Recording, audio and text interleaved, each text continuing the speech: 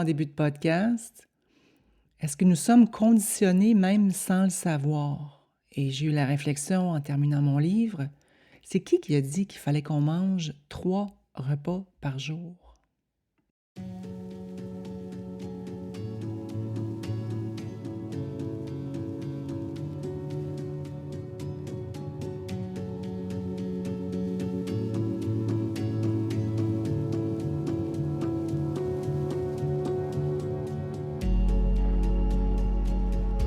Ah, Christine Saint-Laurent en direct de son ballon.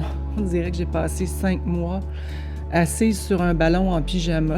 Puis en fait, pas on dirait, c'est littéralement ça. Je vous, je vous cache pas que je suis extrêmement fébrile aujourd'hui au micro. J'avais le goût de vous parler. Je suis émue. Je vous lis dans les commentaires. Et c'est le fun parce que d'habitude, Spotify, c'est pas une place où les gens laissent des commentaires. Et je vous vois et je vous sens et continuez parce que ça nourrit vraiment l'idée. 13e épisode du podcast que j'ai parti durant l'été parce que je m'ennuyais de vous autres et que j'avais le goût de connecter en se rappelant que l'humanité de qui nous sommes, c'est la connexion, c'est notre puissance, c'est de préserver notre individualité, mais de connecter à notre collectivité, hein, de connecter avec ce qui est important, de se faire du bien, de trouver des façons de se se reconnaître, en fait, dans notre évolution. Parce que souvent, quand on est seul, on a l'impression qu'on est tout seul avec notre grand bateau.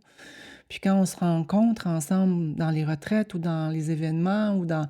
Qu'importe, on les réalise, my God, ma tête n'est pas toute seule à penser comme ça. Donc, nos, nos défis sont similaires, hein. On veut tous être mieux dans notre corps, mieux dans notre tête, trouver les façons pour s'élever, changer de fréquence, lâcher nos vieilles habitudes. Puis j'ai vraiment fait le tour du monde dans ma tête avec ce livre-là qui m'a amené. Ce livre-là, mon 3e livre, donc le 3e de la trilogie. J'ai réalisé en disant ça que j'ai avoir écrit une trilogie de 1200 pages. C'est fou! Puis je dis pas ça pour me lancer des fleurs, bien que je fais honneur au ballon en dessous de moi qui m'a permis de bouger puis de perdre quand même du poids malgré les heures et les heures d'écriture. Mais au-delà de ça, c'est que souvent, le processus est aussi important que les perles qu'on va chercher, et même plus. Le processus nous amène vers des perles. Et le livre de la trilogie, j'ai tellement, quand je dis j'ai fait le tour du monde, littéralement, je n'ai jamais pensé que j'aurais ces perles-là à la fin. Et là, je viens de terminer aujourd'hui l'affinement des 40 recettes, puis du chapitre 7, puis j'en pleure tellement que je me dis, aïe aïe. Et si on se laissait bercer juste un petit peu plus par la vie, puis essayer de moins contrôler?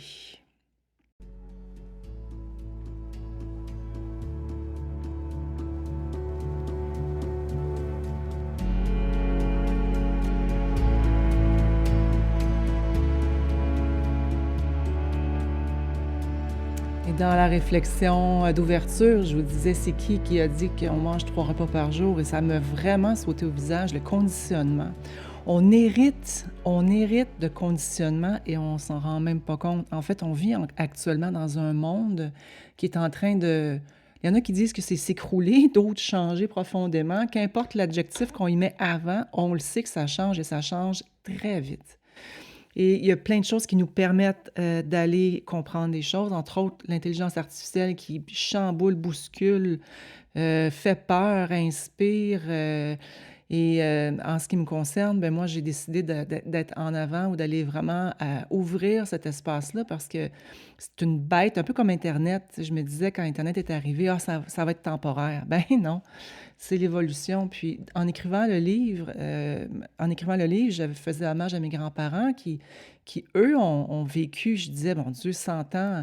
Ils ont vu l'électricité, ils ont vu les charrettes passer du cheval à la voiture, l'électricité dans toutes les maisons, la télévision, tout ce cheminement-là de 100 ans, c'est énorme. Mais nous, en ce moment, on le vit, mais en accélération, là. C'est pas en 100 ans, là, c'est en 5 ans. Puis dans 6 mois, ça va être encore différent. Alors, qu'est-ce qu'on choisit de faire avec ça? Personnellement, moi, j'ai choisi de m'en servir pour aller fureter et faire des liens que j'aurais pas pu faire en quelques mois. Ça m'aurait pris des années de recherche. et de scientifiques que je parle pour ressortir avec les perles. Donc, j'arrive ici en disant que qui nous a conditionnés à manger 3 repas par jour? Qui ou quoi même, parce qu'on est né dans un monde où c'était normal et on est né dans un monde où on recevait des berlingots de lait quand on était petit pour se dire que c'était bon le lait pour les os, alors qu'on sait maintenant que c'est l'opposé. Alors, il y a vraiment une réappropriation de l'information, de ce qui nous fait du bien ou pas. Et en ce moment, puis je parle personnellement, de comprendre ce qui nous rend service ou pas personnellement, de se réapproprier le pouvoir sur nos décisions, sur notre santé, sur notre équilibre, de savoir que c'est pas pour tout le monde de manger des salades en hiver, puis c'est pas pour tout le monde de manger 3 repas par jour nécessairement non plus. Et dans le monde en ce moment qui craque de partout, on cherche la vérité. Du coup, donc, est où la vérité? Et est-ce qu'il y en aurait une d'ailleurs? Est-ce qu'il y en aurait une vérité d'ailleurs?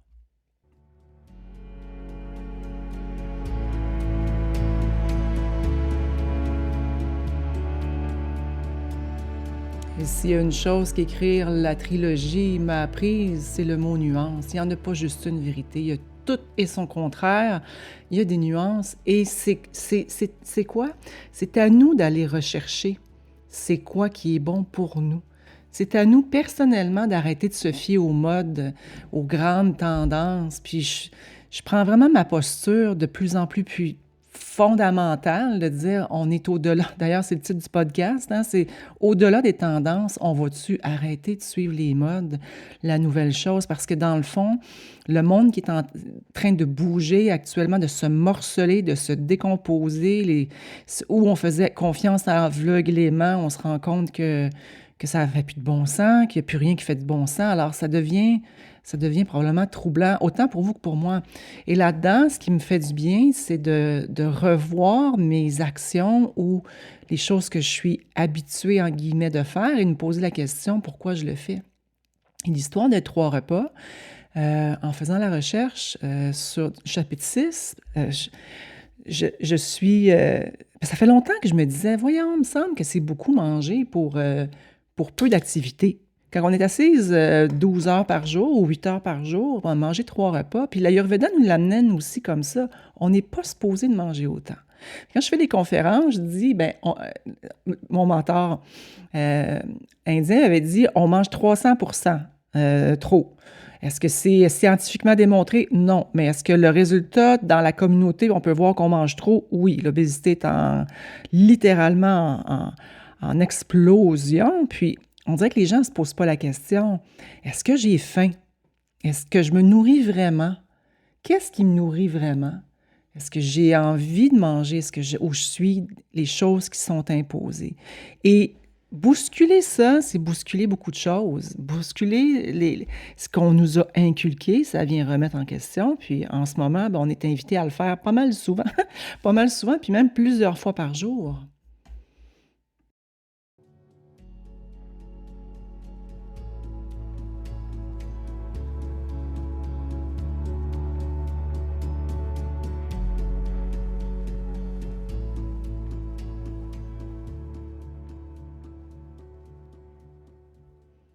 Et ça ramène vraiment à la question d'industrialisation. En fait, les 2 repas par jour, avant l'industrialisation, il y avait souvent 2 repas principaux, puis des fois un seul en hiver. Mais quand les ouvriers se sont mis à travailler sur des corps fixes, les repas sont devenus uniformisés. Alors là, il y avait le petit déjeuner, après ça, le midi pour la pause, pour garder l'énergie bien, bien, bien au top, puis le souper vers 18h, 19h. Et là, on a imposé ça à toute la société, puis on continue à faire ce rythme-là sans se poser la question: «Est-ce que j'ai besoin de mes 3 repas?» Je ne suis pas ici en vous disant, jeûner, tout ça, c'est pas ça. La réflexion, c'est jusqu'à quel point on porte des conditionnements qui nous guident, qui nous constrictent aussi. dans les choix qu'on a envie de faire. Je lisais quelqu'un dans le commentaire qui disait: J'admire le fait que tu sais pas où tu t'en vas, ta maison est à vendre, la terre est à vendre et tout ça, que tu sais pas. » J'avoue que des fois, mon cerveau m'amène en disant: Mais voyons, c'est quoi le problème? Pourquoi? T'es bien ici, c'est sécurisant ici, bon, toutes les bonnes raisons du monde. Puis je persiste et signe à me dire: Non, il y a des cycles qui se terminent. Et quand il y a un cycle qui se termine, il faut aussi oser créer l'espace pour autre chose. Et dans l'écriture du troisième livre, qui va vraiment clore la trilogie, là, c'est vraiment mon legs. Je dirais pas que je pourrais mourir après parce que je veux pas mourir, mais c'est vraiment en francophonie, c'était ça que j'avais à faire. Ça a été 18 ans ici de compréhension de l'Ayurveda, où on commence à comprendre, mon es-tu Vata, Pitta, Kapha, est-ce que c'est intriguant, les éléments, puis on découvre, plus on avance, j'ai avancé là-dedans, puis je me suis dit, mais mon Dieu, c'est un trésor sans fin, et je vous le dis, c'est un trésor sans fin. La quantité de sagesse qui est associée à cette médecine-là, ancestrale, c'est incroyable. Et là, ça va au-delà de ça. C'est la relation avec les éléments, la relation avec le mouvement, la relation avec le feu, l'eau, la terre, comment on les porte, ces éléments-là, comment ils nous influencent aussi, comment on peut maintenant ajuster notre art de vivre en conséquence, choisir des choses qui nous font du bien, qui nous nourrissent. Et une des grandes lignes clés de ça, c'est: connais-toi, aime-toi assez pour te comprendre, pour t'écouter, puis arrête de suivre les modes.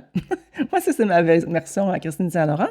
Mais c'est ça, c'est l'individualisation, puis oser dire: non, tout le monde tourne vegan, là, ben moi, je continue, je peux pas aller vegan. J'ai le goût d'avoir du ghee, j'ai le goût d'avoir, une fois de temps en temps, un poulet bio, j'ai le goût d'avoir... Ben c'est ça, c'est pour moi. Et dans le livre, j'ai vraiment déboulonné des mythes, de tendance, en fait, de moyenne, qu'on est beaucoup plus que des moyennes. Alors, quand on essaie de comprendre pourquoi on se sent moins bien, pourquoi on se sent plus lourd, pourquoi j'ai de la difficulté à me projeter dans l'action, pourquoi je suis complètement dans mes peurs, ben sachez que si vous avez des pensées comme ça, vous n'êtes pas seul, ça fait partie de l'évolution. Et le processus de les comprendre, de s'en approcher, d'aller un petit peu plus profondément trouver qu'est-ce qui dérange, c'est quoi le conditionnement qui est associé. Souvent, il y a des choses qui sont de notre enfance que l'on porte qu'on ne sait même pas. Et quand on explore ça, comme moi je fais juste par l'écriture, par les conférences, par les gens, par les ateliers, par les programmes, de trouver ce qui nous ressemble personnellement, puis de le mettre à profit, c'est un des plus beaux cadeaux qu'on ne peut pas faire. Je suis devenue excitée comme une petite fille de m'installer devant le micro, là. Je vous dis, là, je suis en train de livrer le dernier chapitre, 7. Après ça, il faut que je fasse une grande relecture des 300 pages, commencer à replacer les textes et tout. Mais quand j'ai vu le micro, je fais que « Ah, yes! » Il y a quelque chose en moi qui s'est aligné.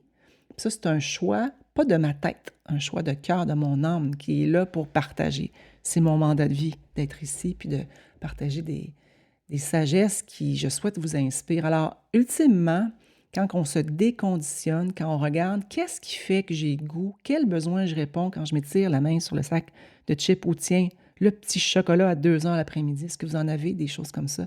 Je serais curieuse de vous lire dans les commentaires. C'est quoi vos petits plaisirs coupables qui permettent, où le cerveau fait comme hey, « moi, j'ai besoin d'un petit break. » là. Bien, ces conditionnements-là, ils parlent quand même. Il y a une histoire en arrière de ça.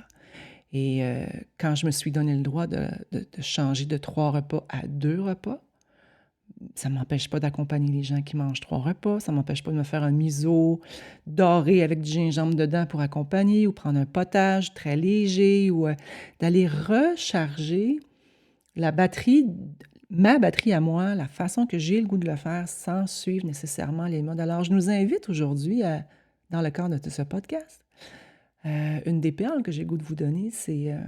et si on commençait à regarder les conditionnements, restez...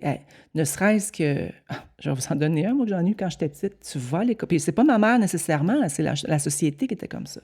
Tu vas à l'école, tu restes 17 ans de temps à te faire remplir le cerveau de plein de choses que tu n'as pas besoin, on va se le dire, parce que l'essentiel, je suis en train de le trouver. J'ai 53 ans.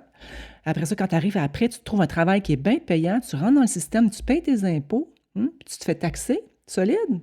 Puis après ça, tu es heureux. Ben oui, tu t'achètes un minivan, un chien, tu as des enfants, puis tu t'attends ta retraite pour vivre ta vie.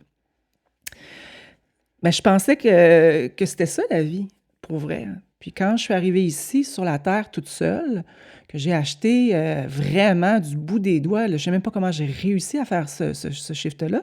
En fait, oui, je le sais. C'est l'univers qui a conspiré pour que je sois en mesure de le faire. Au début, j'étais mêlée. Voyons, je suis supposée de me lever, je suis supposée aller travailler, je suis supposée être dans le trafic, je suis supposée d'aller... je suis supposée... Et ça, là, ça a pris du temps à déconditionner. La nature m'a vraiment aidé à le faire. J'étais conditionnée à rusher, puis à travailler 15 heures par jour pour arriver. Puis tous ces conditionnements-là m'ont sauté dans le visage en disant « My God, mais quelle vie qu'on mène! » Alors, mon message de ce podcast joyeux sur le conditionnement et surtout sur le message « Soyons nos propres lumières, soyons nos propres normes, commençons à nous rapprocher du conditionnement puis aller chercher qu'est-ce qui dérange et qu'est-ce qui est automatisé puis qu'on le fait sans savoir. » Et écrivez-le sur une liste. On est en fin d'année, là. On s'approche vers le changement de cycle de 9 ans pour retourner vers une année 1. On ferme le cycle de 9 ans pour retourner dans une année 1. Ça veut dire qu'est-ce que vous avez accompli depuis 2018 et qu'est-ce que vous avez envie de mettre en place. Ça, ce sera un autre sujet. D'ailleurs, je souhaite vous accompagner en décembre avec un 21 jours de prise de conscience. Mais en attendant, si vous avez envie d'explorer les éléments et l'effet que ça a sur nos choix de vie, la masterclass d'Arma, je l'ai faite. Je n'ai pas parlé parce que j'étais dans ma grotte. Mais c'est ça. C'est de trouver, d'aller ouvrir, d'aller chercher, d'aller comprendre c'est quoi qui anime mon âme, mon cœur, mon feu, comment mon feu intérieur peut s'ajuster pour être capable de venir doser ma passion. Et si jamais ça vous tente d'aller explorer ça, c'est disponible sur kirstinesaint-laurent.com. En attendant, je vous propose vraiment de trouver vos conditionnements, les inscrire sur une feuille, puis de vous donner une pause quand même, pas vouloir tout guérir, tout changer en une semaine. Mais je rappelle la sagesse en disant, je termine là-dessus, c'est le processus qui est intéressant. C'est le processus qui nous amène au cadeau. C'est le processus qui est bénéfique. Quand ça coince, quand on pleure, quand on griche des dents, on a les dents dans le front d'être stressé, c'est ces moments-là qui sont révélateurs de messages qu'on a à entendre. Et pour que le corps se ramène en équilibre, ben, il faut les écouter. Alors, aimons le processus. Moi, je l'aime. Et je vous embrasse. Je vous retrouve la semaine prochaine et inscrivez en commentaire une perle ou deux de ce que vous avez retiré sur le podcast. Et si vous voulez me rejoindre à la retraite en 2026, inscrivez le mot « retraite ». Mon équipe va aller vous porter le lien dans la conversation. Ou vous pouvez écrire à équipe@inspiratornature.com. Et la perle de cette semaine, et si on osait aller au-delà des tendances?